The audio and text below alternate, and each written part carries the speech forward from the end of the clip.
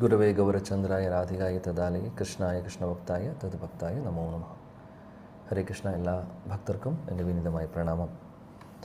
അധ്യായം 15 ശ്ലോകം 8 നമ്മളിന്ന് പഠിക്കുന്നത്. ഇന്നലത്തെ ക്ലാസ്സിൽ നമ്മൾ മമേ വംശ ജീവലോകേ ജീവഭൂത സനാതന എന്ന് പറയുന്ന വളരെ ഫേമസ് ആയിട്ടുള്ള ഇമ്പോർട്ടൻ്റ് ആയിട്ടുള്ള പ്രധാനപ്പെട്ട ഒരു ശ്ലോകം നമ്മൾ ഇന്നലെ പഠിച്ചു. ഇനി 8ാമത്തെ ശ്ലോകം നോക്കാം. ശരീരം യദ് അവാപ്നോതി യച്ചാപി ഉക്രമതീശ്വരഃ ഉക്രാമതീശ്വരഃ. ശരീരം യദ് അവാപ്നോതി യച്ചാപി ഉക്രാമതീശ്വരഃ ഗൃഹീത്വൈതാനി സംയാതി വായുർഗന്ധാൻ ഇവാശയാത്. ശരീരം യദ് അവാപ്നോതി യച്ചാപി ഉത്ക്രാമതീശ്വരഃ ഗൃഹീത്വൈതാനി സംയാതി വായുർഗന്ധാൻ ഇവാശയാത്. ശരീരം യദ് അവാപ്നോതി യച്ചാപി ഉത്ക്രാമതീശ്വരഃ ഗൃഹീത്വൈതാനി സംയാതി വായുർഗന്ധാൻ ഇവാശയാത്. ശ്ലോകം ആർക്കെങ്കിലും ഒരാൾക്ക് വായിക്കാം.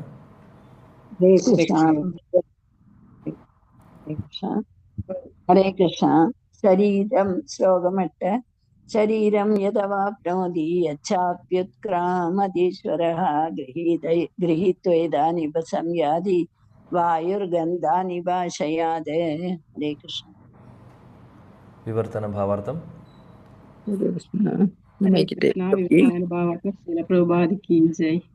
ഭൗതിക ലോകത്തിലെ ജീവസത്ത, കാറ്റ്, ഗന്ധങ്ങളെ എന്ന പോലെ ജീവസങ്കല്പങ്ങളെ ഒരു ശരീരത്തിൽ നിന്ന് മറ്റൊന്നിലേക്ക് കൊണ്ടുപോകുന്നു. അങ്ങനെ ഒരു തരത്തിലുള്ള ശരീരം ഉപേക്ഷിച്ച് മറ്റൊരു തരത്തിലുള്ള ശരീരം സ്വീകരിക്കുന്നു. ഇവിടെ ജീവാത്മാവിനെ ഈശ്വരൻ എന്ന് പറഞ്ഞിട്ടുള്ളത് സ്വശരീരത്തെ നിയന്ത്രിക്കുന്നു എന്നതിലാണ്. തനിക്കിഷ്ടമാണെങ്കിൽ ജീവാത്മാവിനെ മേന്മ കൂടിയ ഒരു ശരീരം സ്വീകരിക്കാം, അല്ലെങ്കിൽ താഴ്ന്ന തരത്തിലുള്ളതെടുക്കാം. അതിനുള്ള സ്വാതന്ത്ര്യമുണ്ട്. ശരീരത്തിന് വരാവുന്ന മാറ്റം ജീവനെ ആശ്രയിച്ചാണ് ഇരിക്കുന്നത്. മരണസമയത്തെ താൻ സ്വയം വളർത്തിയെടുത്ത ബോധമാണ് ഇനി എടുക്കാൻ പോകുന്ന ദേഹമെന്തെന്ന് തീരുമാനിക്കുന്നത്. തന്റെ ബോധത്തെ ഒരു പൂച്ചയുടെയോ പട്ടിയുടെയോ മട്ടിലാണ് അയാൾ ആക്കി തീർക്കുന്നതെങ്കിൽ തീർച്ചയായും അത്തരമൊരു ഉടലാണ് കിട്ടുക. അയാൾ തന്റെ ബോധത്തെ വൈദിക കാര്യങ്ങളിലാണ് ഉറപ്പിക്കുന്നതെങ്കിൽ അയാൾക്ക് കൈവരുന്നത് ദേവരൂപമായിരിക്കും. കൃഷ്ണാവബോധം വളർത്തിപ്പോന്ന ഒരാൾക്ക് ആധ്യാത്മിക ലോകത്തിലുള്ള കൃഷ്ണലോകം പ്രാപിച്ച് ഭഗവാന്റെ സഹചാരിയാവാം. ദേഹനാശത്തോടെ എല്ലാം തീർന്നു എന്നത് പൊള്ളയായ അവകാശവാദമാണ്. ഓരോ വ്യക്തിഗതാത്മാവും ഒരു ദേഹം വിട്ട് മറ്റൊന്നിലേക്ക് പോകുന്നു. ഈ ജന്മത്തിലെ ശരീരവും അത് ചെയ്ത കർമ്മങ്ങളുമാണ് അടുത്ത ജന്മത്തിലെ ശരീരാകൃതി എന്തെന്ന് നിർണയിക്കുന്നത്. കർമ്മങ്ങൾക്കനുസരിച്ച് ശരീരങ്ങൾ വ്യത്യസ്തങ്ങളായിരിക്കും. സമയമാകുമ്പോൾ ഈ ശരീരം വിട്ടുപോയേ മതിയാകൂ. വരും പിറപ്പിലെ ശരീര മാതൃക ഉൾക്കൊള്ളുന്ന സൂക്ഷ്മദേഹം അന്ന് പുതിയൊരു ആകൃതി എടുക്കുന്നു എന്നിവിടെ പറയുന്നു. ഒന്നിൽ നിന്ന് മറ്റൊന്നിലേക്കുള്ള ഈ ശരീരമാറ്റത്തെയും ഓരോ പിറവിയിലും അനുഭവിക്കുന്ന ക്ലേശങ്ങളെയും ഉദ്ദേശിച്ചാണ് കർഷതി നിലനിൽപ്പിനു വേണ്ടിയുള്ള പ്രയത്നം എന്ന് വിശേഷിപ്പിച്ചത്. ഹരേ കൃഷ്ണ. Thank you. ഹരേ കൃഷ്ണ. ശരീരം യദ് അവാപ്നോതി ഉക്രമാതീശ്വരഃ ഗൃഹീത്വൈതാനി സംയാതി വായുർഗന്ധാൻ ഇവാശയാത്. ഇവിടെ പറയുന്നു, ജീവാത്മാവ് ഈ ഭൗതിക ലോകത്തിൽ ഓരോ ശരീരങ്ങൾ സ്വീകരിച്ചുകൊണ്ടിരിക്കുകയാണ് ചെയ്യുന്നത്. ഒരു ശരീരം കഴിഞ്ഞു, അതിൻ്റെ ആയുസ് കഴിയുമ്പോൾ, അതിൻ്റെ കാലാവധി കഴിയുമ്പോൾ അടുത്ത ശരീരത്തിലേക്ക് പ്രവേശിക്കുന്നു. ഒരു ജീവാത്മാവ് ട്രാൻസ്മൈഗ്രേറ്റ് ചെയ്യുന്ന കാര്യമാണ് പറയുന്നത്. അതായത് ഒരു ശരീരത്തിൽ നിന്ന് അടുത്ത ശരീരം, അടുത്ത ശരീരത്തിൽ നിന്ന് അടുത്ത ശരീരം, അങ്ങനെ മാറിക്കൊണ്ടിരിക്കുന്നു. ഇവിടെ പറയുന്നു എന്തായിട്ടാണ് ഉപമിച്ചിരിക്കുന്നത്? എങ്ങനെയാണോ കാറ്റ് ഗന്ധത്തെ കൊണ്ടുപോകുന്നത് ഒരു സ്ഥലത്ത് നിന്ന്. ഇപ്പോൾ പുഷ്പം ഉള്ള നല്ല വാസനയുള്ള പുഷ്പങ്ങളുള്ള പൂന്തോട്ടത്തിൽ അതിൻ്റെ അടുത്തുകൂടെ നടക്കുമ്പോൾ ആ കാറ്റിലൂടെ നമുക്ക് ആ ഒരു സ്മെല്ല് വരുന്നു, അല്ലേ? ഗന്ധം വരുന്നു. അതേപോലെ മോശമായിട്ടുള്ള വേസ്റ്റ് ഉണ്ടെങ്കിൽ അതിനടുത്തുകൂടെ നടക്കുമ്പോഴും നമുക്കറിയാം എന്താണ് സംഭവിക്കുന്നത്. കാറ്റടിച്ചു കഴിഞ്ഞാൽ അത് ആ ഒരു ദുർഗന്ധം കുറച്ച് അകലെയുള്ള സ്ഥലങ്ങളിലേക്ക് പോലും അത് പടരുന്നു. അപ്പോൾ അതേപോലെ ഇവിടെ പറയുന്നു, ശരീരം മാറിക്കൊണ്ടിരിക്കുന്നു. ഭൗതിക ലോകത്തിലെ എല്ലാവരും, നമ്മളെല്ലാവരും, ഈ ഭൗതിക ലോകത്തിലുള്ള എല്ലാവരും ശരീരങ്ങൾ മാറിക്കൊണ്ടിരിക്കുകയാണ്. ഒരു ശരീരം കഴിഞ്ഞാൽ അടുത്ത ശരീരത്തിലേക്ക് അങ്ങനെ മാറിക്കൊണ്ടിരിക്കുന്നു. ഒരെണ്ണം ഉപേക്ഷിക്കും, അടുത്തത് സ്വീകരിക്കും. ഇതാണ് സംഭവിച്ചുകൊണ്ടിരിക്കുന്നത്. അപ്പോൾ ഇത് എന്തിനെ അടിസ്ഥാനമാക്കിയിട്ടാണ് പ്രഭുപാദി ഭാവാർത്ഥത്തിൽ മനോഹരമായിട്ട് പറയുന്നുണ്ട്. ഈ ഒരു തത്വമെല്ലാം നമ്മളിതിനു മുമ്പും പല തവണ ചർച്ച ചെയ്തിട്ടുണ്ട്. 8ാമത്തെ അധ്യായത്തിൽ ഭഗവാൻ പറയുന്നുണ്ട് ശരീരം വിടുന്നതിനെക്കുറിച്ചും. അങ്ങനെ ഒരുപാട് ഡീറ്റെയിൽസ് അവിടെയുണ്ട്. അതിൽ അല്ലാതെയും നമ്മൾ പലപ്പോഴും ചർച്ച ചെയ്തിട്ടുണ്ട്. എന്നാൽ വീണ്ടും നോക്കൂ, 15ാമത്തെ അധ്യായത്തിൽ ഇതിനെക്കുറിച്ച് വീണ്ടും പറയുന്നു. കാര്യം നമ്മൾ മനസ്സിലാക്കിയിരിക്കണം, ഈ മനുഷ്യ ശരീരത്തിനെക്കുറിച്ച്, മനുഷ്യ ശരീരത്തിന് സംഭവിച്ചുകൊണ്ടിരിക്കുന്നത്, നമ്മൾ വിചാരിക്കുന്നു ഈ പുറമേ കാണുന്ന ഈ ശരീരമാണ് എല്ലാം, ജീവിതം എന്ന് പറഞ്ഞു കഴിഞ്ഞാൽ ഈ ശരീരം മാത്രമാണ്, അല്ലെങ്കിൽ ഈ ശരീരത്തെ സന്തോഷിപ്പിക്കുക, അല്ലെങ്കിൽ ഇന്ദ്രിയങ്ങളെ സുഖിപ്പിക്കുക, ഇന്ദ്രിയങ്ങളിലൂടെ സുഖങ്ങൾ നേടുക എന്നുള്ളതാണ് ജീവിതത്തിൻ്റെ ലക്ഷ്യമെന്ന് നമ്മൾ വിചാരിക്കുന്നു. എന്നാൽ അതല്ല എന്നുള്ളത് ഓർമ്മിപ്പിക്കാനാണ് ഭഗവാനും വീണ്ടും വീണ്ടും പറയുന്നത്. ഈ ശരീരം മാറിക്കൊണ്ടിരിക്കും. അതുകൊണ്ട് മാറിക്കൊണ്ടിരിക്കുന്ന ഒരു കാര്യത്തിൻ്റെ പുറകിൽ നമ്മൾ കൂടുതൽ പോവേണ്ട ആവശ്യം വരുന്നില്ല. ഇവിടെ പറയുന്നു പ്രഭുപാദി, ശരീരങ്ങൾ മാറുന്നത് എന്തനുസരിച്ചിട്ടാണ്? നമ്മുടെ കർമ്മങ്ങൾ അനുസരിച്ചിട്ടാണ്. നമ്മൾ കഴിഞ്ഞ ശ്ലോകത്തിൽ കണ്ടു, അവിടെ പറയുന്നുണ്ടായിരുന്നു ഭഗവാൻ മനഃഷഷ്ടാണി ഇന്ദ്രിയാണി, അതായത് മനസ്സും മറ്റുള്ള ഇന്ദ്രിയങ്ങളും ഒക്കെ അത് എന്താണ് ചെയ്യുന്നത്? നമ്മളെ ഈ ലോകത്ത് പിടിച്ചിരുത്തുന്നു. കാര്യം ഒരുപാട് ആഗ്രഹങ്ങൾ വരുന്നു, ഇന്ദ്രിയ സുഖങ്ങൾ നേടാനുള്ള ആഗ്രഹങ്ങൾ വരുന്നു. അതിൽ മനസ്സാണ് മനസ്സാണ് എല്ലാ മറ്റുള്ള ഇന്ദ്രിയങ്ങളുടെ ബോസ് എന്ന് നമ്മൾ ഇന്നലെ പറഞ്ഞു. അത് കഴിഞ്ഞ് പറഞ്ഞു കഷ്ടപ്പെട്ട് ബുദ്ധിമുട്ടി കർഷതി എന്ന് പറയുന്ന വാക്കും അവിടെ ഉപയോഗിച്ചിട്ടുണ്ട്. അതായത് ഇവിടെ ജീവിച്ചു പോകാൻ, സ്ട്രഗിൾ ഫോർ എക്സിസ്റ്റൻസ് എന്ന് പറയുന്ന പോലെ ഇവിടെ സ്ട്രഗിൾ ചെയ്തുകൊണ്ടിരിക്കുകയാണ് നമ്മൾ ഈ ലോകത്ത്, ഭൗതിക ലോകത്തിൽ ഇരിക്കുവാൻ വേണ്ടി. ഒരുപാട് കഷ്ടപ്പെടേണ്ടി വരുന്നു, ഒരുപാട് കാര്യങ്ങൾ ചെയ്യേണ്ടി വരുന്നു. അപ്പോൾ ഈ സ്വാതന്ത്ര്യത്തെക്കുറിച്ച് നമ്മൾ ഇന്നലെ പറഞ്ഞിരുന്നു. ഭഗവാൻ നമുക്ക് സ്വാതന്ത്ര്യം തന്നിട്ടുണ്ട്. അതായത് ഭഗവാന്റെ വിഭൂതി ശക്തികളുടെ ചെറിയ അംശം നമുക്കുണ്ട് എന്നുള്ളതൊക്കെ നമ്മൾ ഇന്നലെ ചർച്ച ചെയ്തു അല്ലേ. അപ്പോൾ അതിൻ്റെ ഒരു ഭാഗം കൂടിയാണ് ഈ സ്വാതന്ത്ര്യം എന്ന് പറയുന്നത്. ഈ ചെറുതായിട്ട് ഒരു സ്വാതന്ത്ര്യമുണ്ട്. എന്താണ് സ്വാതന്ത്ര്യം? തീരുമാനങ്ങൾ എടുക്കാനുള്ള സ്വാതന്ത്ര്യം. അപ്പോൾ ശരീരം മാറിക്കൊണ്ടിരിക്കുന്നത് അതിനെ ആസ്പദമാക്കിയിട്ടാണ്. നമ്മൾ എന്ത് തീരുമാനങ്ങൾ എടുത്ത് ആ തീരുമാനങ്ങൾ അനുസരിച്ച് നമ്മൾ ജീവിക്കുന്നു, അതനുസരിച്ചായിരിക്കും നമുക്ക് അടുത്ത ശരീരം കിട്ടുന്നത്. അതായത് ചുരുക്കത്തിൽ പറഞ്ഞു കഴിഞ്ഞാൽ നമ്മുടെ കർമ്മം അനുസരിച്ചിട്ടാണ് നമുക്ക് ശരീരങ്ങൾ കിട്ടിക്കൊണ്ടിരിക്കുന്നത്. അപ്പോൾ ഒരാൾ മരിക്കുന്ന സമയത്ത് സംഭവിക്കുന്നത് എന്താണ്? ജീവാത്മാവിൻ്റെ കൂടെ സൂക്ഷ്മ ശരീരവും കൂടെ പോകുന്നു. സ്ഥൂല ശരീരം പുറമേ കാണുന്നത് നശിക്കുന്നു. സൂക്ഷ്മ ശരീരമാവുന്ന മനസ്സും ബുദ്ധിയും മിഥ്യാഹങ്കാരവും കൂടെ പോകുന്നു. അതുകൊണ്ടാണ് ഈ മനസ്സിലാണ് എല്ലാ കർമ്മത്തിൻ്റെ ഇംപ്രഷൻസും ഇരിക്കുന്നത്. നമ്മുടെ വാസന ഇരിക്കുന്നത് അവിടെയാണ്. അതുകൊണ്ടാണ് മറ്റുള്ള ജന്മങ്ങളിലുള്ള വാസനകൾ നമുക്ക് ഈ ജന്മത്തിലും കിട്ടുന്നത്. എത്രയോ ജന്മങ്ങൾ മുമ്പുള്ള വാസനകളായിരിക്കും. അപ്പോൾ ചീത്തയായിട്ടുള്ള വാസനയാണെങ്കിൽ, ചീത്തയായിട്ടുള്ള കാര്യങ്ങളാണെങ്കിൽ, പാപങ്ങൾ ചെയ്യാനുള്ള ഒരു പ്രവണതയാണെങ്കിൽ അതും നമ്മുടെ കൂടെ വരുന്നു. ആ ഒരു പ്രവണത നശിച്ചിട്ടില്ലെങ്കിൽ നമ്മുടെ കൂടെ അതും വരുന്നു. അതുകൊണ്ട് ചില ആളുകളൊക്കെ കുട്ടിക്കാലം മുതലേ തലതിരിഞ്ഞിട്ടുള്ള സ്വഭാവം കാണിക്കുന്നത് കാണാം. കാര്യം ഇതെല്ലാം പൂർവ്വജന്മങ്ങളിലെ വാസനയാണ്. അതേപോലെ തന്നെ നേരെ ഓപ്പോസിറ്റും നമ്മൾ കാണാം. കുട്ടിക്കാലം മുതലേ ഭക്തിയിൽ താല്പര്യമുള്ളവർ അല്ലേ, അല്ലെങ്കിൽ വളരെ ചുരുക്കം സമയം ചെറുപ്പത്തിൽ തന്നെ പെട്ടെന്ന് ഭക്തിയിൽ മുന്നോട്ട് പോകുന്നത് കാണാം.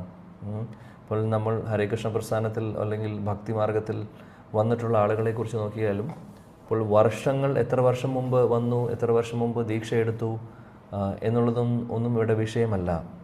അതൊക്കെ ഓരോരുത്തരുടെ സ്പിരിച്വൽ ക്രെഡിറ്റ് അനുസരിച്ചിട്ടാണ് നടക്കുന്നത്. നമ്മുടെ സ്പിരിച്വൽ ക്രെഡിറ്റ് എന്താണെന്ന് നമുക്കറിയില്ല, ഭഗവാൻ അറിയാം.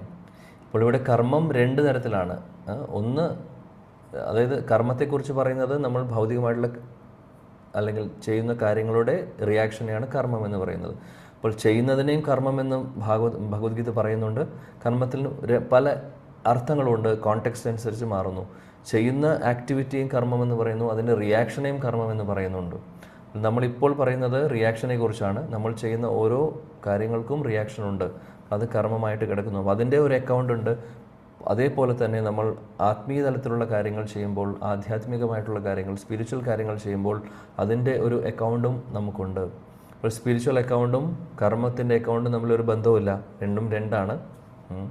അപ്പോൾ കർമ്മത്തിൻ്റെ അക്കൗണ്ട് 0 സ്പിരിച്വൽ അക്കൗണ്ട് നമ്മൾ കൂട്ടിക്കൊണ്ടുവരണം. അതാണ് നമ്മൾ ചെയ്യേണ്ടത്.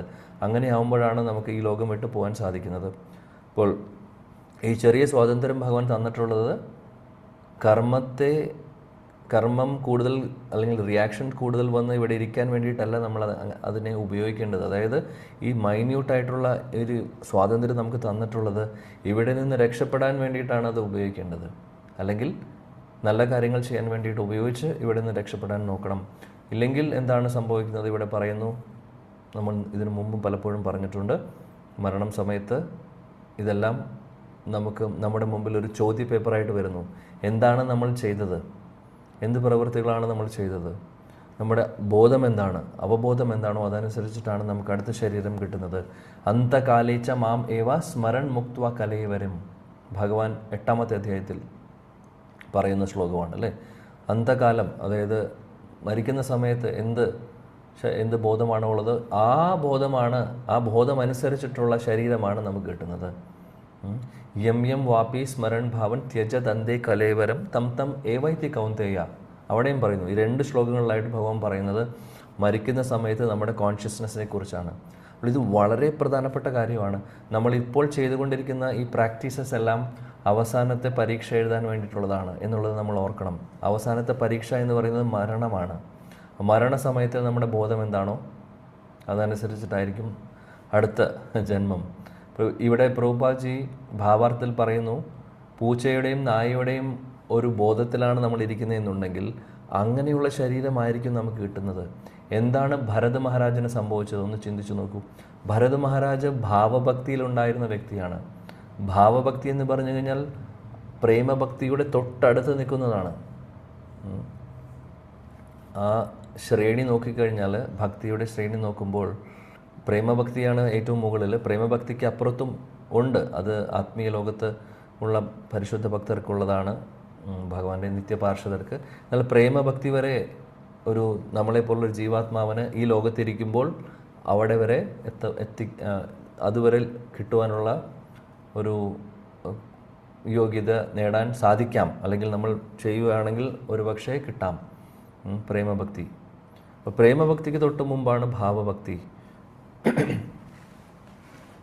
അപ്പോൾ ഭരത മഹാരാജാവിൻ്റെ അവസ്ഥ, അദ്ദേഹം ഭാവഭക്തിയിലായിരുന്നു അല്ലേ. അപ്പോൾ ശ്രദ്ധ, സാധുസംഗ എന്തൊക്കെയാണ്? ശ്രദ്ധ, സാധുസംഗ, ഭജനക്രിയ, അനർത്ഥ നിർവൃത്തി, നിഷ്ഠ, ആസക്തി, ഭാവ, പ്രേമ. രുചി മിസ്സായിപ്പോയി, 9 എണ്ണം ഉണ്ട്. ഓക്കെ, സാധുസംഗ, ഭജനക്രിയ, അനർത്ഥ നിർവൃത്തി, നിഷ്ഠ, രുചി, ആസക്തി, ഭാവ, പ്രേമ. അപ്പോൾ ഇവിടെ ഭാവഭക്തി എന്ന് പറയുമ്പോൾ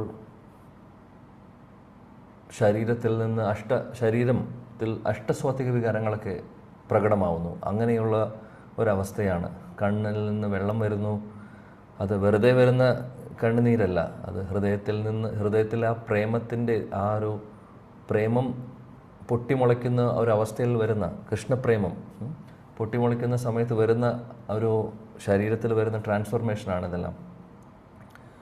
അതേപോലെ ഗദ്ഗദ, മഹാപ്രഭു ശിഷ്യാഷ്ടകത്തിൽ പറയുന്നുണ്ടല്ലേ, ശരീരം ഗദ്ഗദയാൽ തൊണ്ടയെല്ലാം ഇടറുന്നു, ശബ്ദമില്ലാതെയാവുന്നു. ഇതെല്ലാം ശരീരത്തിൽ ഒരുപാട് മാറ്റങ്ങൾ കാണാം. ഇതാണ് അഷ്ടസ്വാത്വിക വികാരങ്ങൾ. അപ്പോൾ ആ ഒരു സ്റ്റേജിലുണ്ടായിരുന്നതായിരുന്നു ഭരത മഹാരാജാവ്. പക്ഷേ അദ്ദേഹത്തിന് എന്ത് സംഭവിച്ചു? അവസാനം എല്ലാം ഉപേക്ഷിച്ച് പോയതാണ്. ലോകം മുഴുവനും ഭരിച്ചിരുന്ന ഭരത മഹാരാജ് ഇതെല്ലാം ഉപേക്ഷിച്ച് അദ്ദേഹം കാട്ടിലേക്ക് പോകുന്നത് ധ്യാനിക്കാൻ വേണ്ടിയിട്ടാണ്.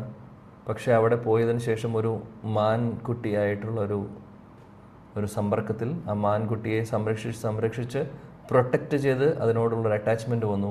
അങ്ങനെ ആ ബോധത്തിൽ അദ്ദേഹം ശരീരം വിടുന്നു. അപ്പോൾ അടുത്ത ജന്മത്തിൽ അദ്ദേഹം മാൻ്റെ ശരീരമാണ് അദ്ദേഹത്തിന് കിട്ടുന്നത്. അദ്ദേഹത്തിന് പക്ഷേ മാൻ്റെ ശരീരം കിട്ടിയിട്ടും ഓർമ്മയുണ്ടായിരുന്നു എന്ത് സംഭവിച്ചു അദ്ദേഹത്തിൻ്റെ ജീവിതത്തിൽ എന്നുള്ളത്. എന്നാൽ നമ്മളെ സംബന്ധിച്ച് അങ്ങനെ സംഭവിക്കില്ല. കാര്യം അദ്ദേഹം ഓൾറെഡി ഭാവഭക്തിയിലുള്ള വ്യക്തിയായിരുന്നു. അദ്ദേഹത്തിന് ഒരു താൽക്കാലികമായിട്ടുള്ളൊരു ടേൺ മാത്രമേ വന്നിട്ടുള്ളൂ.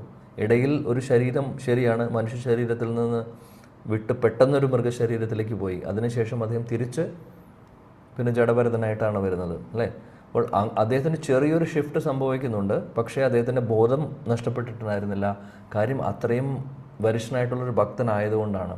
നമ്മുടെ അവസ്ഥ ഭരത മഹാരാജനെ പോലെയല്ല. നമ്മുടെ അവസ്ഥ അങ്ങനെയല്ല. നമ്മൾ ഇങ്ങനെയുള്ള കാര്യങ്ങളിൽ ചിന്തകൾ നമ്മുടെ ഉള്ളിലുണ്ടെങ്കിൽ, ബോധം ശരിയല്ലെങ്കിൽ എന്ത് ശരീരമാണ് കിട്ടാൻ പോകുന്നതെന്ന് അറിയില്ല. അതുകൊണ്ട് പൂച്ചയും നായയും എന്നില്ല, എന്തിനോടെങ്കിലും ആസക്തി കൂടുതലാണെങ്കിൽ അതനുസരിച്ചിട്ടുള്ള ശരീരമായിരിക്കും നമുക്ക് കിട്ടുന്നത്. ഒരു ഫേമസ് ആയിട്ടുള്ള കഥ നമ്മൾ പലപ്പോഴും ചർച്ച ചെയ്തിട്ടുണ്ട് ഇവിടെ ക്ലാസ്സുകളിലായിട്ട്. നാരദമുനി കാണുന്നത്, അതായത് ഒരു വ്യക്തിക്ക് വീട്ടുകാരോടുള്ള ആ ഒരു ആസക്തിയും അതേപോലെ തന്നെ പൈസയോടുള്ള ഒരു ധനത്തോടുള്ള ആസക്തിയും അറ്റാച്ച്മെൻറ്റ്, മെറ്റീരിയൽ ഭൗതിക തരത്തിലുള്ള അറ്റാച്ച്മെൻ്റ് ഉണ്ടായിട്ട് അദ്ദേഹം ശരീരം വിട്ടിട്ടും ആ പ്രദേശത്ത് തന്നെ പാമ്പായിട്ടും ഒക്കെ ഇരിക്കുന്നത് കേട്ടിട്ടുണ്ടാവും അല്ലേ. അപ്പോൾ ആ ഒരു കഥയിലും നമുക്ക് കാണാം, വിട്ടു പോകാൻ പറ്റുന്നില്ല. കാര്യം അത്രമാത്രം അറ്റാച്ച്മെൻ്റാണ്. പൈസയോടാവട്ടെ, അല്ലെങ്കിൽ നമ്മുടെ സമ്പാദ്യമാവട്ടെ, എന്താണെങ്കിലും, അല്ലെങ്കിൽ ചില ആളുകൾക്ക് പൊസിഷൻ ആയിരിക്കാം, പലതിനോടുമുള്ളൊരു അറ്റാച്ച്മെൻ്റ് ഉണ്ടാവും. അപ്പോൾ ഇതെല്ലാം വലിയൊരു ബാധയാണ് നമ്മളെ സംബന്ധിച്ച്. ശരീരം എങ്ങനെയുള്ള ശരീരമാണ് നമുക്ക് കിട്ടുകയെന്ന് അറിയില്ല.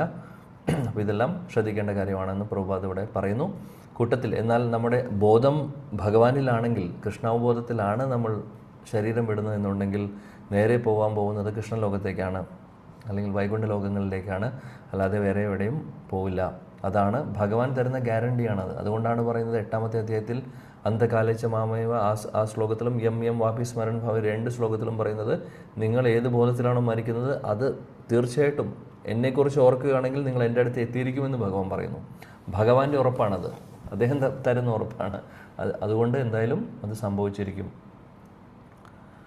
അപ്പോൾ ആ ഫൈനലായിട്ടുള്ള പരീക്ഷ എഴുതാൻ വേണ്ടി നമ്മൾ ഇപ്പോഴേ നമ്മൾ അതിനെ പരിശീലിക്കും. ഇപ്പോഴല്ല, ശരിക്കും കൗമാരം ആചരിത് പ്രാജ്ഞോ ധർമാൻ ഭാഗവതാൻ ഇഹ ദുർലഭം മാനുഷം ജന്മ. ഇത് പറയുന്നത് പ്രഹ്ലാദ് 7ാമത്തെ സ്കന്ധത്തിൽ. കൗമാരപ്രായത്തിൽ തന്നെ ഭക്തിയുത സേവനങ്ങൾ തുടങ്ങണം അല്ലെങ്കിൽ പരിശീലിക്കണം എന്നാണ് പറയുന്നത്. കൗമാരപ്രായം എന്ന് പറഞ്ഞു കഴിഞ്ഞാൽ 5 വയസ്സിൻ്റെ ഉള്ളിൽ തന്നെ ഇത് ചെയ്തു തുടങ്ങണം എന്നാണ് അദ്ദേഹത്തിൻ്റെ ഒപ്പീനിയൻ. തീർച്ചയായിട്ടും അങ്ങനെ ഒരു അവസരം ഉണ്ടെങ്കിൽ അതാണ് ഏറ്റവും നല്ലത്. കുട്ടിയായിരിക്കുമ്പോൾ തന്നെ ഈ ഒരു മാർഗം സ്വീകരിക്കുക എന്നുള്ളത്. അപ്പോൾ അതിന് നമ്മൾ വീട്ടിലുള്ള മാതാപിതാക്കൾ അല്ലെങ്കിൽ വീട്ടിലുള്ള ആളുകൾ അതിനുള്ള സാഹചര്യം ഒരുക്കി കൊടുക്കണം. മാത്രമല്ല നമ്മൾ ചെയ്യണം. നമ്മൾ ചെയ്യുമ്പോഴാണ് കുട്ടികൾ ചെയ്യുകയുള്ളൂ. അല്ലാതെ കുട്ടികളെ മാത്രം നിർബന്ധിക്കാൻ സാധിക്കില്ല. പലപ്പോഴും സംഭവിക്കുന്ന ഇതാണ്, എൻ്റെ കുട്ടിക്ക് എല്ലാ ശ്ലോകവും കാണാതെ പഠിക്കണം, കുട്ടിയല്ല ഭഗവത്ഗീത മുഴുവനും പഠിക്കണം, കുട്ടി നല്ല ഭക്തനായി മാറണം, ഡിവോട്ടിയായി മാറണം. അച്ഛനും അമ്മയോടും ജപിക്കാൻ പറയും സമയമില്ല എന്ന് പറയും. അതുകൊണ്ട് കാര്യമില്ല, കുട്ടിയെ മാത്രം മാറ്റുവാൻ സാധിക്കില്ല. കാര്യം കുട്ടികൾ കാണുന്നതും അവരുടെ ഒരു മോഡൽ എന്ന് പറഞ്ഞു കഴിഞ്ഞാൽ അച്ഛനും അമ്മയാണ് ആദ്യത്തെ റോൾ മോഡൽസ് അവരെ സംബന്ധിച്ച്. അപ്പോൾ തീർച്ചയായിട്ടും അച്ഛനും അമ്മയും ചെയ്യുന്ന കാര്യങ്ങൾ അവർ വാച്ച് ചെയ്യുന്നു. ഓരോ കാര്യങ്ങളും സ്പോഞ്ച് പോലെ അവർ അബ്സോർബ് ചെയ്യും. കുട്ടിക്കാലത്തുള്ള അവരുടെ മനസ്സ് അങ്ങനെയാണ്. എന്താണോ കാണുന്നത് അത് ഉടനെ തന്നെ അവരുടെ സ്പോഞ്ച് എങ്ങനെയാണോ വെള്ളം വലിക്കുന്നത്, അതേപോലെ വെള്ളം അബ്സോർബ് ചെയ്യുന്ന പോലെ അവരും അത് എടുക്കുന്നു. അപ്പോൾ അതുകൊണ്ട് വളരെയധികം ശ്രദ്ധിക്കണം നമ്മൾ കുട്ടികളുടെ മുമ്പിൽ എങ്ങനെ പെരുമാറുന്നു, ഉപയോഗിക്കുന്ന വാക്കുകൾ, ഇതെല്ലാം വളരെയധികം ശ്രദ്ധിക്കേണ്ടതാണ്. അപ്പോൾ അച്ഛനും അമ്മയും നല്ല രീതിയിൽ ഭക്തിയുത സേവനങ്ങൾ ചെയ്യുന്നത് കുട്ടികൾ കാണുവാണെങ്കിൽ, നാമം ജപിക്കുന്നതും ഭാഗവതം കേൾക്കുന്നതും ഭാഗവതം വായിക്കുന്നതും ഒക്കെ അവരും കാണുന്നുണ്ടെങ്കിൽ, അവരെ പഠിപ്പിക്കുന്ന വേറെ കാര്യം, കൂട്ടത്തിൽ നമ്മളും ചെയ്യുന്നത് അവർ കാണുന്നുണ്ടെങ്കിൽ ഓട്ടോമാറ്റിക്കലി അവർക്കൊരു ഇൻട്രസ്റ്റ് വരും. കുട്ടികൾ കാണുമ്പോൾ അച്ഛനും അമ്മയും ചാൻഡിങ് ബാഗിനകത്ത് കൈയിട്ട് ചാൻഡ് ചെയ്യുന്നുണ്ട്. അപ്പോൾ ചെറിയ കുട്ടികൾ പറയും എനിക്കും വേണം എന്ന് പറയും. അച്ഛനും അമ്മയും ചെയ്യുന്നത് കണ്ട് അവരും പഠിക്കും അല്ലേ. അങ്ങനെയാണ് കുട്ടികൾ പഠിക്കുന്നത്. അതുകൊണ്ട് വളരെയധികം നമ്മൾ ശ്രദ്ധിച്ചു കഴിഞ്ഞാൽ വളരെയധികം ശ്രദ്ധിക്കേണ്ട കാര്യമാണ്. കുട്ടിക്കാലത്ത് മുതലേ നമ്മൾ ഈ സ്വഭാവങ്ങളൊക്കെ കുട്ടികളിൽ കൊണ്ടുവരിക എന്നുള്ളത്. പക്ഷേ അതിന് ശേഷം പിന്നെ ഇൻഡിപെൻഡൻ്റ് ആയി കഴിഞ്ഞു കഴിഞ്ഞാൽ, പ്രായപൂർത്തിയായി കഴിഞ്ഞാൽ പിന്നെ അവരുടേതായിട്ടുള്ള പല തീരുമാനങ്ങളും ഉണ്ടാവും. അതുകൊണ്ട് അത് നമ്മുടെ കയ്യിൽ പൂർണ്ണമായിട്ടും നിൽക്കണമെന്നില്ല.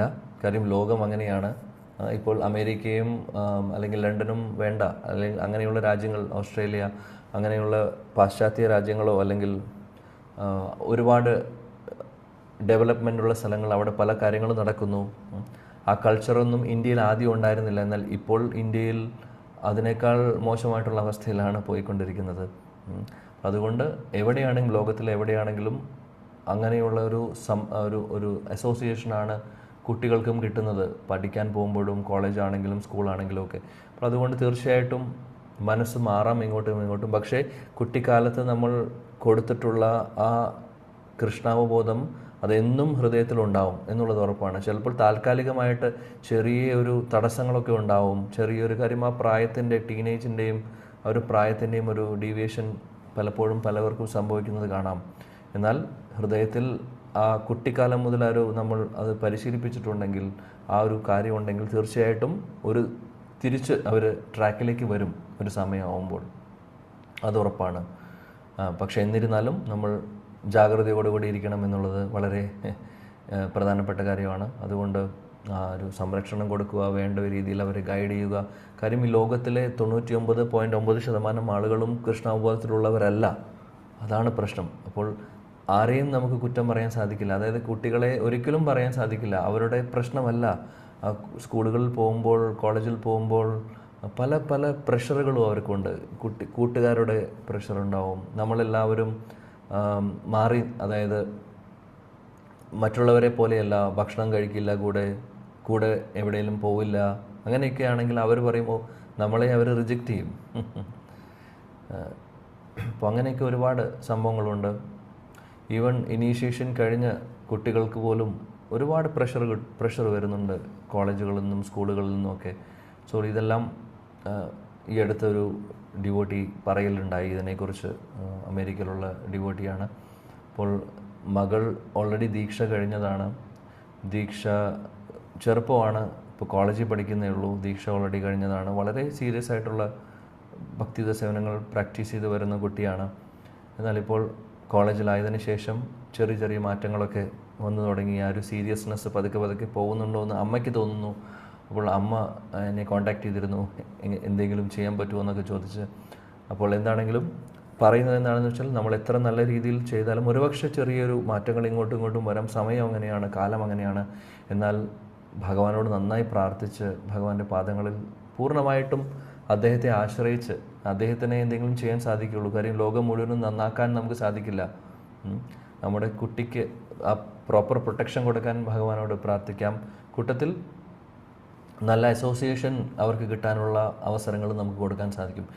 എന്തുകൊണ്ട് ഇതെല്ലാം ഇവിടെ ടോപ്പിക്കിൽ വന്നു എന്ന് പറഞ്ഞാൽ, ഈ ഒരു ബോധത്തെക്കുറിച്ച്, ഈ ബോധം നമ്മൾ കുട്ടിക്കാലം മുതലേ നിലനിർത്തി മരിക്കുന്നവരെ കൊണ്ടുപോകേണ്ടതാണ് ഈ കൃഷ്ണാവബോധം എന്ന് പറയുന്നത്. അപ്പോൾ ചില സമയങ്ങളിൽ ഗ്രാഫ് അങ്ങോട്ടും ഇങ്ങോട്ടൊക്കെ മാറാം. പക്ഷേ ഭഗവാന്റെ കൃപയുണ്ടെങ്കിൽ തീർച്ചയായിട്ടും നമ്മൾ തിരിച്ചു വന്നിരിക്കും. അതുകൊണ്ട് നമുക്ക് ശ്രദ്ധിക്കാൻ പറ്റുന്ന രീതിയിൽ നമ്മൾ ശ്രദ്ധ കൊടുക്കുക. ബാക്കി അതിനപ്പുറത്ത് നമ്മുടെ കയ്യിലല്ലാത്ത കാര്യങ്ങളാണ് പലതും. അതുകൊണ്ട് നമുക്കൊന്നും ചെയ്യാൻ സാധിക്കാത്തതായിട്ടുള്ള കാര്യങ്ങളുമുണ്ട്. പക്ഷേ ഭഗവാനെ ആശ്രയിച്ചുകൊണ്ട് നമ്മൾ കാര്യങ്ങൾ ചെയ്യുകയാണെങ്കിൽ തീർച്ചയായിട്ടും ഭഗവാന്റെ ഒരു പ്രൊട്ടക്ഷൻ എപ്പോഴും ഉണ്ടാവും. അപ്പോൾ അങ്ങനെ നമുക്ക് ഈ ബോധത്തെ നിലനിർത്തി കൊണ്ടുപോകാൻ സാധിക്കും. ഇവിടെ ഭഗവാൻ പറയുന്നതും പ്രഭുപാദ് ഭാവാർത്ഥത്തിൽ പറയുന്നതും ഇങ്ങനെയുള്ള കാര്യങ്ങൾ, അതായത് നമ്മുടെ ബോധത്തെക്കുറിച്ച് എങ്ങനെയാണത് ഡെവലപ്പ് ചെയ്ത് കൊണ്ടുവരേണ്ടത് എന്നുള്ളത്.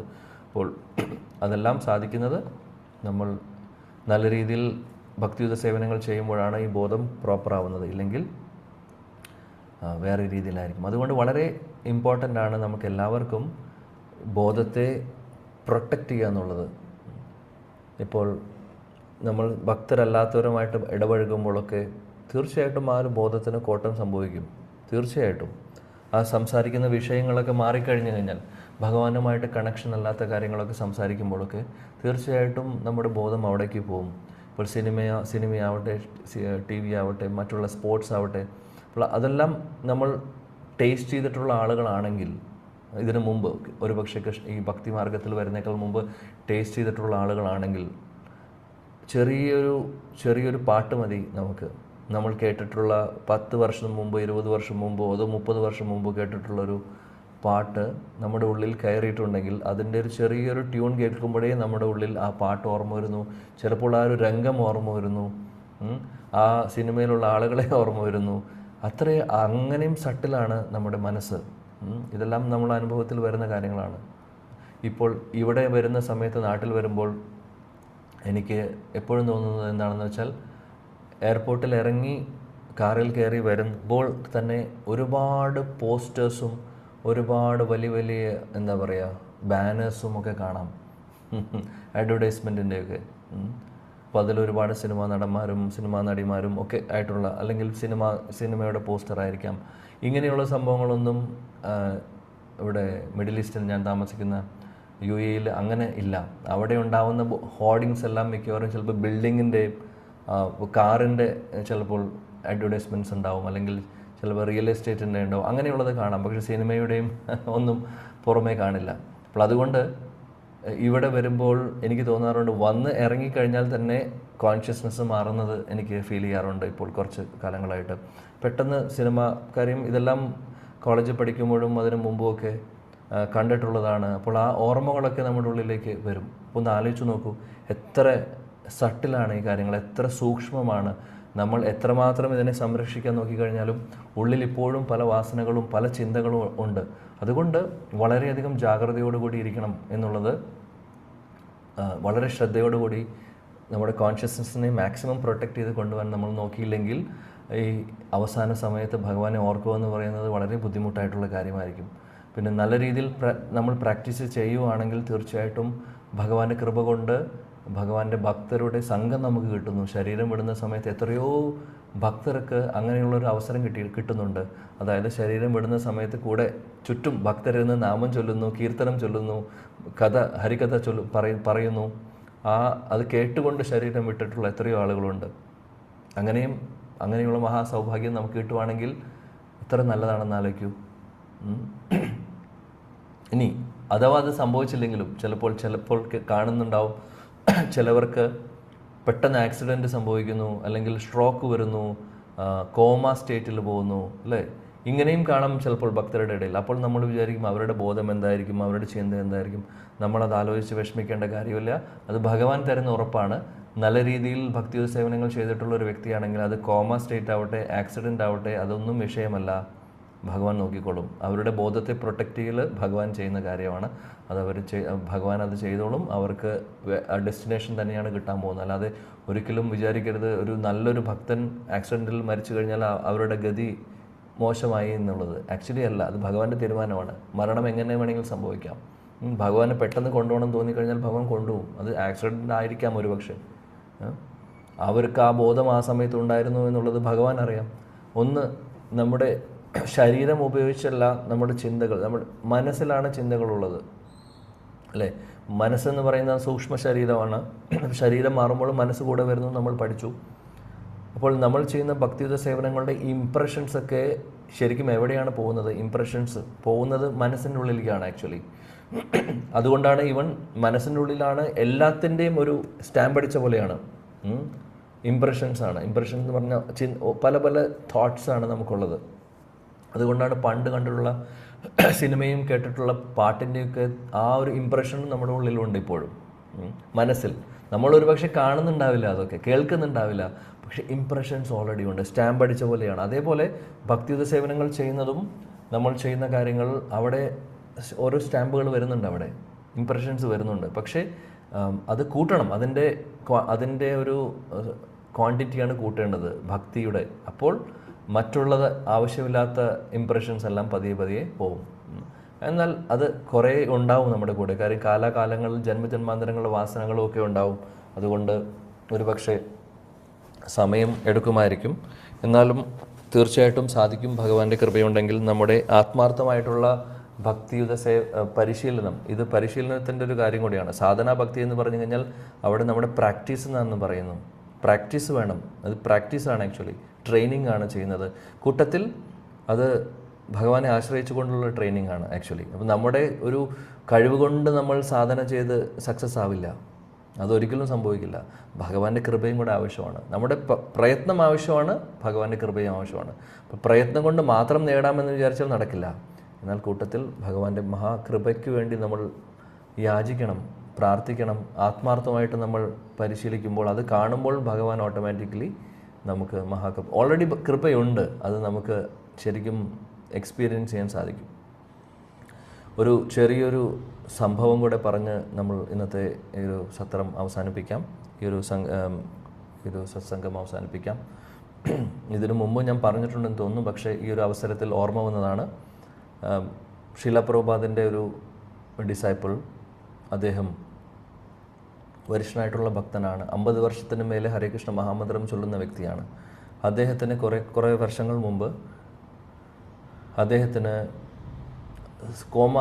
കോമ സ്റ്റേറ്റിലേക്ക് പോയി. അദ്ദേഹം കോമ എന്ന് പറഞ്ഞാൽ അറിയാം നമുക്ക്, അതായത് ബോധം ഇല്ലാത്ത അവസ്ഥയാണ്. ശ്വാസം ഉണ്ട്, ചിലപ്പോൾ കണ്ണ് തുറന്നിരിക്കുന്നുണ്ടാവും, പക്ഷേ ബോധമില്ലാത്തൊരവസ്ഥ, കോമ കേട്ടിട്ടുണ്ടാവും. അപ്പോൾ ആ ഒരു അവസ്ഥയിൽ അദ്ദേഹം കുറച്ച് കാലം അദ്ദേഹത്തിൻ്റെ അസുഖം വന്ന സമയത്ത് ആ ഒരു സ്റ്റേറ്റിലേക്ക് പോയി, കോമ സ്റ്റേറ്റിലേക്ക് പോയി.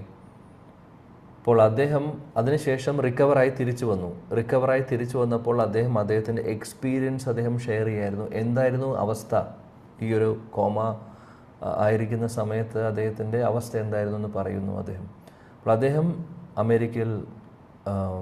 American body ഡിസൈപ്പിളാണ്, വരിഷ്ഠനായിട്ടുള്ളൊരു ഭക്തനാണ്. 50 വർഷത്തിന് മേലെ ഹരേകൃഷ്ണ മഹാമന്ത്രം ചൊല്ലുന്ന വ്യക്തി എന്ന് പറഞ്ഞാൽ എന്തായിരിക്കും സ്പിരിച്വൽ ആ ഒരു പൊട്ടൻസി അദ്ദേഹത്തിനുണ്ടാവുക. അദ്ദേഹം പറയുന്നു, അദ്ദേഹത്തിൻ്റെ എക്സ്പീരിയൻസ് ഷെയർ ചെയ്യുന്നു. അദ്ദേഹം പറയുന്നു, ഈ ഒരു കോമ സ്റ്റേറ്റിലിരിക്കുന്ന സമയത്ത് അദ്ദേഹത്തിൻ്റെ ഉള്ളിൽ വരുന്നുണ്ടായിരുന്ന ചിന്തകൾ, കാര്യം നമ്മൾ നമ്മൾ ശരീരം അനങ്ങുന്നില്ലെങ്കിലും മനസ്സ് ആക്റ്റീവായിരിക്കും. അതാണ് നമ്മൾ നേരത്തെ പറഞ്ഞത്, മനസ്സിലാണ് ഇംപ്രഷൻസ് എല്ലാം പോകുന്നത്. സൂക്ഷ്മ ശരീരം നമ്മൾ ആക്സിഡൻറ്റിൽ മരിച്ചു കഴിഞ്ഞാലും സൂക്ഷ്മ ശരീരത്തിനൊന്നും സംഭവിക്കുന്നില്ലല്ലോ. കാര്യം ആത്മാവ് അടുത്ത ശരീരത്തിലേക്ക് പ്രവേശിക്കുമ്പോൾ സൂക്ഷ്മ ശരീരം കൂടെ മനസ്സും പോകുന്നുണ്ട്. മനസ്സ് ആക്സിഡൻറ്റിൽ ഒന്നും സംഭവിക്കുന്നില്ല, ശരീരം പോകുന്നുണ്ടാവും, ശരീരം അവസാനിക്കുന്നുണ്ടാവും, അത് സ്ഥൂല ശരീരം അവസാനിക്കും, സൂക്ഷ്മ ശരീരത്തിനൊന്നും സംഭവിക്കുന്നില്ല. അപ്പോൾ സൂക്ഷ്മ ശരീരം കൂടെയുണ്ട്. അപ്പോൾ കോമ സ്റ്റേറ്റിലാണെങ്കിലും സൂക്ഷ്മ ശരീരം വർക്ക് ചെയ്യുന്നുണ്ട്, മനസ്സ് വർക്ക് ചെയ്യുന്നുണ്ട്. ആ സമയത്തും ചിന്തകൾ വരാം, ഭഗവാനെ ഓർക്കാനും ഇതെല്ലാം സംഭവിക്കും.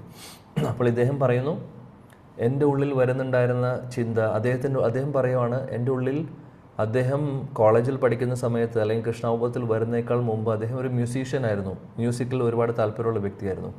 അപ്പോൾ അദ്ദേഹത്തിൻ്റെ ഉള്ളിൽ വരുന്നുണ്ടായിരുന്ന ശബ്ദം അദ്ദേഹത്തിന് തോന്നുന്നുണ്ടായിരുന്നു, അദ്ദേഹം ഓർക്കുന്നുണ്ടാവുന്നത്, മനസ്സിൽ ഓർമ്മ വരുന്നത്, അല്ലെങ്കിൽ ആ ഒരു ശബ്ദം അദ്ദേഹം കേൾക്കുന്നത് ഹരേകൃഷ്ണ മഹാമന്ത്രത്തിന് പകരം അദ്ദേഹം കേൾക്കുന്നുണ്ടായിരുന്നത് അദ്ദേഹം പണ്ട് 50-70 വർഷം മുമ്പ് അദ്ദേഹം പാടിയിട്ടുള്ള പാട്ടുകളും അല്ലെങ്കിൽ കേട്ടിട്ടുള്ള മ്യൂസിക്കുമാണ് അദ്ദേഹത്തിൻ്റെ ഉള്ളിൽ വരുന്നുണ്ടായിരുന്നതെന്ന് പറയുന്നു. എന്നിട്ട് അദ്ദേഹം പറയുവാണ്, ശരിക്കും ഞാൻ പേടിക്കുമായിരുന്നു.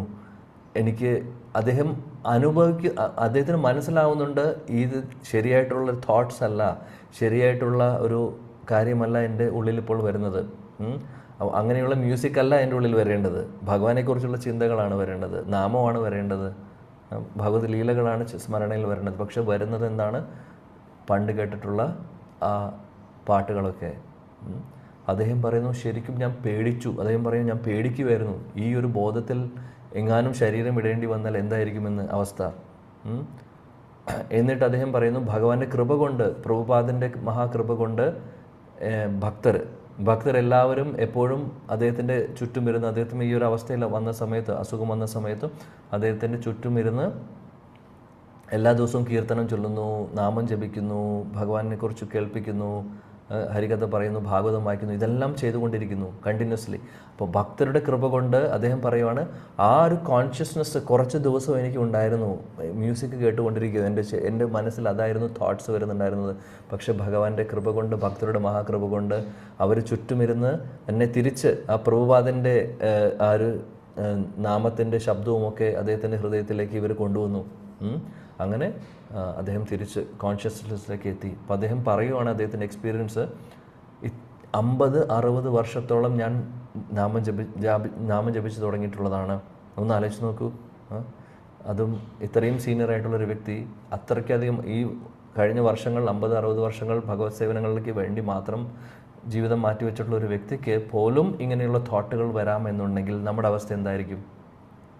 അതുകൊണ്ട് വളരെയധികം ശ്രദ്ധിക്കേണ്ട കാര്യമാണ്. അതുകൊണ്ട് നമ്മൾ മാക്സിമം സമയം പാഴാക്കാതെ, ആവശ്യമില്ലാത്ത ചർച്ചകളില്ലാതെ, ആവശ്യമില്ലാത്ത രീതിയിൽ നമ്മുടെ ബോധം നഷ്ടപ്പെടുന്ന, അതായത് ഭഗവാനിൽ നിന്ന് മാറുന്ന കാര്യങ്ങൾ ചെയ്യാതിരിക്കുന്നതാണ് എപ്പോഴും നല്ലത്. ഇല്ലെങ്കിൽ ഒരു ചെറിയൊരു കാര്യം മതി, അതിൻ്റെ ഇംപ്രഷൻ ഉള്ളിലേക്ക് കയറിക്കഴിഞ്ഞാൽ അത് കാലാകാലങ്ങൾ അവിടെ തന്നെ കിടക്കും.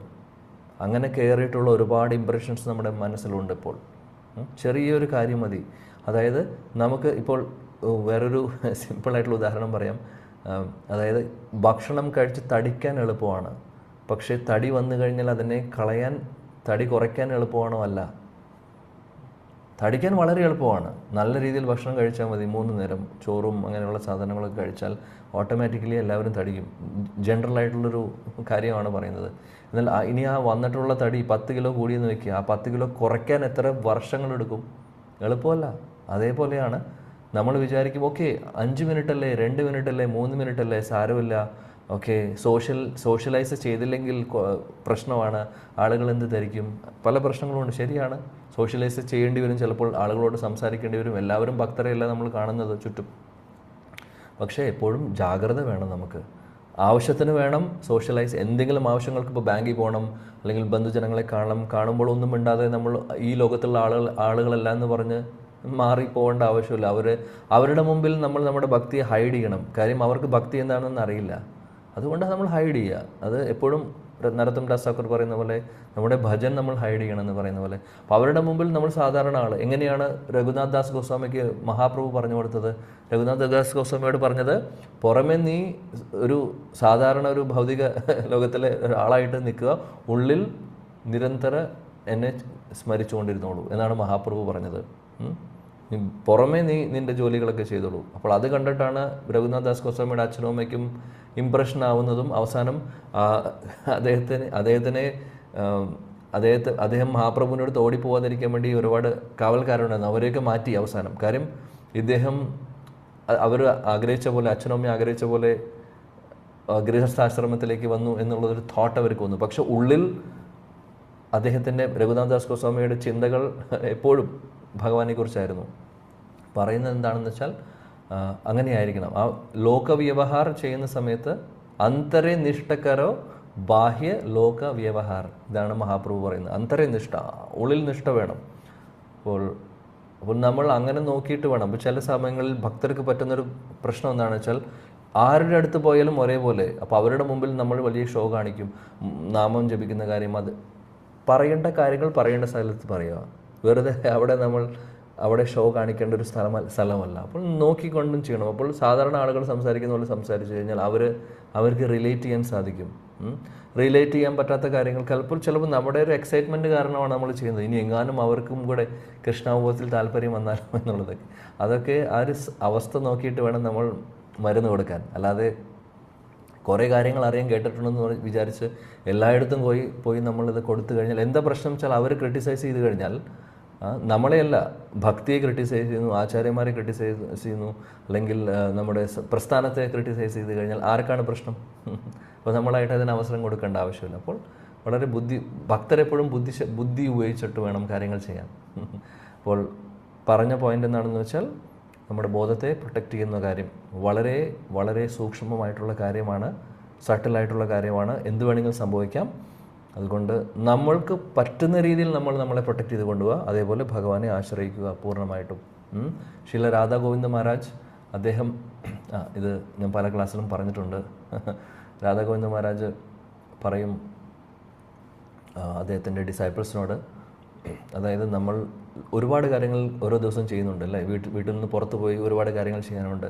കുറേ പേര് സ്കൂളിൽ പോകുന്നു, കോളേജിൽ പോകുന്നു, ജോലിക്ക് പോകുന്നു, പല ആളുകളുമായിട്ട് ഇടപെടുന്നു, കാര്യങ്ങൾ നടക്കുന്നു. അപ്പോൾ പറയും അദ്ദേഹം, വീട്ടിൽ നിന്ന് ഇറങ്ങുന്നേക്കാൾ മുമ്പ് കൃഷ്ണനോട് പ്രാർത്ഥിക്കുക, ഭഗവാന്റെ പാദങ്ങളിൽ നമസ്കരിച്ചുകൊണ്ട് പ്രാർത്ഥിക്കുക, ഭഗവാനെ ഞാൻ അഗാസുരൻ്റെ വായിലേക്ക് പോവാണ്. ഭഗവാനെ എങ്ങനെയാണോ അഗാസുരൻ്റെ വായിലേക്ക് കൂട്ടുകാർ കയറുന്ന സമയത്ത്, അത് ഭാഗവത്തിൽ പറയുന്നുണ്ട്, അഗാസുരൻ്റെ വായിലേക്ക് ഇവർ പ്രവേശിക്കുമ്പോൾ കൂട്ടുകാരെല്ലാവരും തിരിഞ്ഞു നോക്കുന്നുണ്ട് കൃഷ്ണൻ എവിടെയാണെന്നുള്ളത്.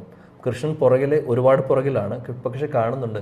കൃഷ്ണനെ കാണുമ്പോൾ അവരുടെ കോൺഫിഡൻസ് കൂടി. കാര്യം കുറച്ച് പേർക്ക് അഭിപ്രായം ഉണ്ടായിരുന്നു ഇത് പാമ്പാണെന്നുള്ളത്, കുറച്ച് പേര് പറയുന്നത് പാമ്പല്ല ഗുഹയാണെന്ന്, അങ്ങനെ പല അഭിപ്രായങ്ങളുള്ള ആൾക്കാരുണ്ടായിരുന്നു. അവരെല്ലാവരും ഒറ്റ ചിന്തയായിരുന്നു അവർക്കുണ്ടായിരുന്നത്, എന്താണെങ്കിലും സാരമില്ല, പാമ്പാണെങ്കിലും സാരമില്ല, ഗുഹയാണെങ്കിലും സാരമില്ല, എന്താണെങ്കിലും കുഴപ്പമില്ല, നമ്മളെ സംരക്ഷിക്കാൻ കൃഷ്ണനുണ്ട് എന്നുള്ള വിശ്വാസം അവർക്കുണ്ടായിരുന്നു. അതുകൊണ്ട് ആണ് അവർ ധൈര്യമായിട്ട് കയറി പോകുന്നതും. അങ്ങനെ അവസാനം അവർ ഉള്ളിലേക്ക് എത്തുന്നേക്കാൾ മുമ്പ് തിരിഞ്ഞു നോക്കുന്നുണ്ട്. ഭാഗവതം പറയുന്നു, കൃഷ്ണനെ നോക്കുന്നു. അപ്പോൾ കൃഷ്ണൻ നടന്നു വരുന്നത് കാണാം. കൃഷ്ണൻ്റെ ഉള്ളിൽ ആദിയുണ്ട് ഇവർ കയറുന്നത്, പക്ഷേ കൃഷ്ണനെ കാണുമ്പോൾ അവർ കോൺഫിഡൻസോടുകൂടി മുന്നോട്ട് പോവാണ്. അതേപോലെ അദ്ദേഹം പറയുന്നു, നമ്മൾ വീട്ടിൽ നിന്ന് പുറത്തിറങ്ങുമ്പോൾ അഗാസുരൻ്റെ വായിലേക്ക് കയറുകയാണ്. ഓ ഭഗവാനെ, ഈ മായാലോകത്തിൽ അല്ലെങ്കിൽ ഈ മഹാമായയുടെ കീഴിലുള്ള നമ്മൾ രജോ ഗുണവും തമോ ഗുണത്തിലെ ആ ഒരു ആളുകളുമായിട്ടായിരിക്കും നമ്മൾ ഇടപെടുന്നത്. പല സിറ്റുവേഷനിലൂടെ ആയിരിക്കും നമ്മൾ കടന്നു പോകുന്നത് ഇന്നത്തെ ദിവസം. അതുകൊണ്ട് എങ്ങനെയാണോ അങ്ങയുടെ ഗോക്കളെയും അതേപോലെ തന്നെ സുഹൃത്തുക്കളെയും അഗാസുരനിൽ നിന്ന് രക്ഷിച്ചത്, അതേപോലെ എന്നെയും സംരക്ഷിക്കണം എന്ന് പറഞ്ഞ് ഭഗവാന്റെ പാദങ്ങളിൽ നമസ്കരിച്ച് പ്രാർത്ഥിച്ച് പോകണം എന്ന് അദ്ദേഹം പറയും. അതേപോലെയാണ് നമ്മുടെ അവസ്ഥ. അപ്പോൾ ഭഗവാനോട് പ്രാർത്ഥിക്കുക, ഭഗവാനെ ആശ്രയിക്കുക കൂട്ടത്തിൽ. അപ്പോൾ നമ്മൾ ഭഗവാനെ ആശ്രയിക്കുമ്പോൾ എന്താണെന്ന് വെച്ചാൽ ആ ബുദ്ധി നമുക്ക് വരും.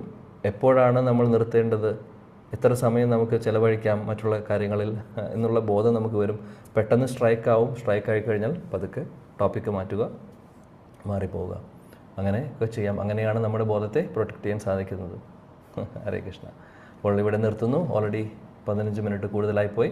എന്നാലും ഇവിടെ വളരെ പ്രധാനപ്പെട്ട ഒരു കാര്യമാണ് പ്രഭുപാദും ഭഗവാനും നമ്മളെ പഠിപ്പിക്കുന്നത്. ഹരേ കൃഷ്ണ.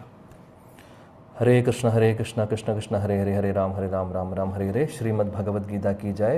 जगत गुरु शीला प्रभुपाद की जय. समवेद गौर भक्त वृंद की जय. गौड़ी गुरु वृंद की जय. निताय गौर प्रेमानंदे. Thank you. Hare Krishna. Hare Krishna. Thank you प्रभु जी. हरे कृष्णा. हरे कृष्ण प्रभु जी. प्रणाम प्रभु जी. हरे कृष्ण. प्रणाम. हरे कृष्ण प्रभु जी, प्रणाम. हरे हरि कृष्ण बोल. प्रभु जी.